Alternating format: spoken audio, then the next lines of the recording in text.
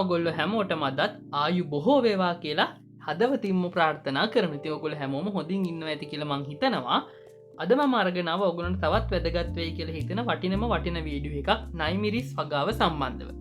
නයිමිරිස් වගාව පහුගිය කාලේ අපේ රටේ වෙළඳපොලේ බොහොම හොඳ කෘෂි කාර්මික භෝගයක් බවට පත්වලා තිබුණා. හැබැයි තාමත් ඒක එහෙමම තමයි. නයිමිරිස් වලට මේ වෙනකොටත් බොහොම හොඳ වෙළඳපළක් තියෙනවා. ඉතින් අපි මුලින්ම නයිමිරිස් පැල හදාගන්න ඕන වගාව ආරම්භ කරන්න. මේකට ඕගොල්ලොන්ට නයිමිරිස් බීජ අරගෙන පැල හදාගන්නත් පුළුවන්. නැත්නම් මෙන්න මේ විදිහට පැල තවාන් වලින් අපිට බල්ක් එහෙම නැත්නම් තොග විදිහට ගන්න පුළුවන් නයිමිරිස් පැල. මේක පැලයක් රුපියල් 20ක් 25ක් වගේ මිලක් තමයි වෙන්නේ. තොග වශයෙන් මිලදී ගන්නවා නම් එහෙම නැත්නම් බීජ අරගෙන පැල කරගන්නත් පුළුවන්. ඊට පස්සේ අපිට පුළුවන් මේ නයිමිරිස් පැල ටික බිම එහෙම නැත්නම් බඳුන් ගතව වගා කරගන්න.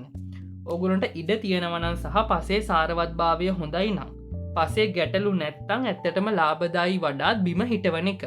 බිම වගා කරනවන මම යෝජනා කරන ක්‍රමේ තමයි මෙන්න මේ විදිහට පොලිතිනයකින් හදන පාත්තිය ආවරණය කරගන්න. එහෙම කරගෙන පැලේ හිටවන තැන විතරක් පොලිතින එක කපල පැලේ එතන විතරක් හිටවන්න. එතකොට මොකද වෙන්නේ අපි දාන වතුර ටික පොහොර ටික ඔක්කොම මේ පාත්තිය ඇතුළෙම ඉතුරු වෙනවා. කිසිම දෙයක් අපතයාමක් සිද්ධ වෙන්නේ නැහැ. අනිත් වැදගත්ම දේ තමයි පාත්‍ය අනිත් තැන්වලට ආලෝකය වැටෙන්නේ නැති නිසා පසට වල් පැල බීජ ටික පැලවෙන්නෙත් නැහැ.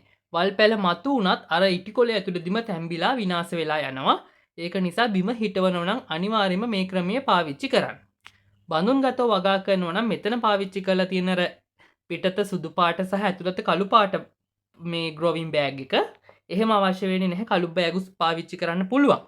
තියෙන දැරිය හැකි පිරිවය අනුව අපිට බඳුන් ගත වුණත් වගා කරගන්න පුළුවන්. මේ වගාවට නම් දැන් වයසයි අස්සයන් අරගෙන ඉවරයි ඒ කට්ටියගේ.